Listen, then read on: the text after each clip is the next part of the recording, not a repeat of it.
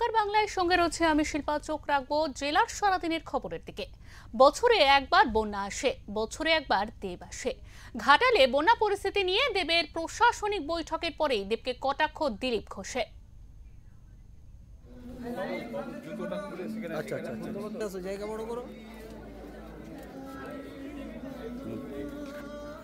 দাদা।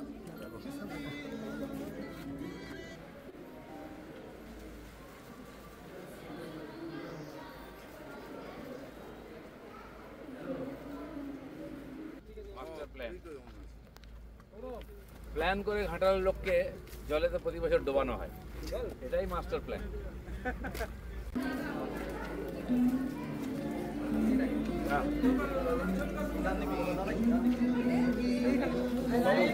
বন্যার কোনো পরিবর্তন করতে পারলেন, ভগবানের ইচ্ছায় বন্যা আসে বন্যা যায়, এখানকার সরকারের কোনো রোল নেই।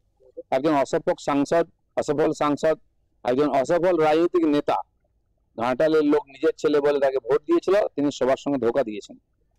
দেব আজকে বলেছে যে দিলীপটা আবার খড়গপুরে দাঁড়াতে চাইছেন, কিছু তো ওনাকে করতে হবে, আমি ওনার সব টার্গেট। আমি কি করেছি খড়গপুরে গিয়ে দেখে আসুন, মেদিনীপুর লোকসভায় যান, আমি তো দেখতে এসেছি দেব এখানে 10-12 বছরে কি করেছে, 15 বছরে, তো সেটা দেখতে এসেছি। দেবকে টার্গেট করলে কারো ভোট বাড়ে না। একজন অসফল সাংসদকে যদি আমি টার্গেট করি আমার কি লাভ হয়? আর দিলীপ ঘোষকে টার্গেট করে অনেকে ইমেজ তৈরি করে। তিনি আরো বলেন, 5 বছরে একবার পাগলু ডান্স করে চলে যান, মানুষ ভোট দিয়ে দেয়, এরপর সারা বছর ধরে গালাগাল করতে থাকেন। একজন অসফল সাংসদ, অসফল রাজনৈতিক নেতা, ঘাটালের লোক নিজের ছেলে ভেবে ভোট দিয়েছিল, উনি মানুষকে ধোঁকা দিয়েছেন। 3-3বারের সাংসদ হয়েও ঘাটালের অবস্থার পরিবর্তন করতে পারেননি। বুধবার ঘাটালে এসে এভাবেই দেবকে কটাক্ষ করলেন বিজেপির প্রাক্তন রাজ্য সভাপতি দিলীপ ঘোষ। দিলীপ ঘোষ বন্যা পরিদর্শন করার পরে কার্যত দেবের উপর ক্ষোভে ফেটে পড়েন।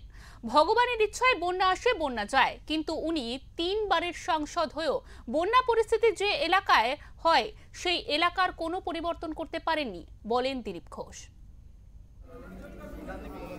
भारतीय जनता पार्टी जब सत्ता में आएगा वेस्ट बंगाल में, तब घाटल मास्टर प्लान लागू होगा। केंद्र सरकार सहयोग करने के लिए तैयार है, यहाँ की सरकार करने के लिए तैयार नहीं है। मास्टर प्लान का वो झांसा देके बहुत बार चुनाव जीता है, अब यहाँ का लोग निर्णय लेंगे, तब तक टीएमसी को वोट देंगे।